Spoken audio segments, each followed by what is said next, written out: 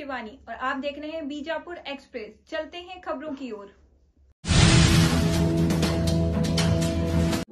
RSS ರಾಷ್ಟ್ರೀಯ ಸ್ವಯಂ ಸೇವಾ ಸಂಘ ರಾಷ್ಟ್ರೀಯ ಸ್ವಯಂ ಸೇವಕ ಸಂಘದ ಉದ್ದೇಶ ಏನದ ಅಂದ್ರೆ ದೇಶಭಕ್ತಿ ಹುಟ್ಟಾಕ್ತಕ್ಕಂಥ ಕೆಲಸ ಮಾಡಕತ್ತ.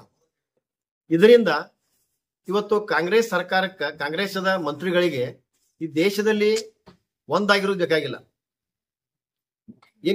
ಏನು ಕಾಂಗ್ರೆಸ್ ಸರ್ಕಾರದ ಏನ್ ನೀತಿ ಅದ, ದೇಶಭಕ್ತಿಯನ್ನು ಹುಟ್ಟಾಕ್ತಕ್ಕಂಥ ವ್ಯವಸ್ಥೆ ಇಲ್ಲ ಅವ್ರಿಗೆ.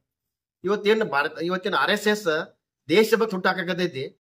ಇದರಿಂದ ಅವ್ರಿಗೆ ತಮ್ಮ ವೈಯಕ್ತಿಕ ಲಾಭ ಆಗೋದಿಲ್ಲ ಅಂತಕ್ಕಂಥದ್ದು ವೈಯಕ್ತಿಕ ವಿಚಾರ ಇಟ್ಕೊಂಡು ಇವತ್ತು ಪ್ರತಿಯೊಬ್ಬರು ಕಾಂಗ್ರೆಸ್ಸಿನ ಮಂತ್ರಿಗಳು, ಇವತ್ತು ಪ್ರಿಯಾಂಕ್ ಖರ್ಗೆಜಿ ಆಗಿರ್ಬೋದು, ಮತ್ತು ಬೇರೆ ಬೇರೆ ಸಾಕಷ್ಟು ಮಂತ್ರಿಗಳು ಅವ್ರ ಮಾತನಾಡಿ ನೋಡಿದ್ರೆ ನಿಜವಾಗಿ ಅವರ ಮನಸ್ಸಿನ ಅಸಮಾನತೆಯಿಂದ ಮಾತಾಡಕತ್ತಾರ.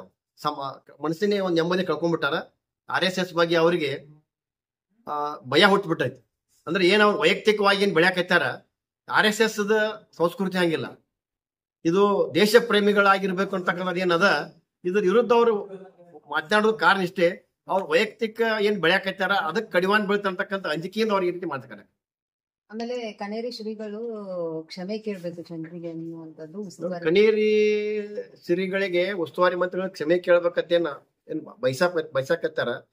ನಾನ್ ನಿಮಗ್ ಕೇಳ್ತೀನಿ, ಇವತ್ತು ಆ ಮಹಾನ್ ವ್ಯಕ್ತಿಗಳು, ಇವತ್ತು ಕನೇರಿ ಗುರುಗಳು ಇರ್ಬೋದು, ಇವತ್ತು ನಾವು ಧರ್ಮಸ್ಥಳದ ವೀರೇಂದ್ರ ಹೆಗಡೆ ಅವ್ರು ಇರ್ಬೋದು, ಅವ್ರು ಸಾಮಾಜಿಕವಾಗಿ ಕೆಲಸ ಮಾಡಂತವ್ರು, ಅವ್ರ ಕ್ಷಮೆ ಯಾರು ಬಯಸಾಕತ್ತಿಲ್ಲ. ಇವತ್ತು ನೀವು ಬಯಸಾಕತ್ತೀರಿ. ನಾನ್ ನಿಮಗ್ ಕೇಳ್ತಾ ಇದ್ದೀನಿ, ಕ್ಷಮೆ ನೀವು ಕೇಳ್ಬೇಕು. ಇವತ್ತು MB ಪಾಟೀಲ್ ಕ್ಷಮೆ ಕೇಳ್ಬೇಕು, ಇಡೀ ಕಾಂಗ್ರೆಸ್ ಸರ್ಕಾರ ಕ್ಷಮೆ ಕೇಳ್ಬೇಕು ಇವತ್ತು. ಯಾಕಂದ್ರೆ ಹಿಂದೂಗಳನ್ನ ಏನ್ ಡಿವೈಡ್ ಮಾಡಿ ಏನ್ ವ್ಯವಸ್ಥೆನ ಹಾಳು ಮಾಡ್ಬೇಕೈತಿರಿ, ಈ ಹಿಂದೂಗಳಿಗೂ ಮತ್ತು ಎಲ್ಲ ಸ್ವಾಮೀಜಿಗಳಿಗೆ ನೀವು ಕ್ಷಮೆ ಕೇಳ್ಬೇಕಂತ ನಾ MB ಪಾಟೀಲ್ ಒತ್ತಾಯ ಮಾಡ್ತೀನಿ.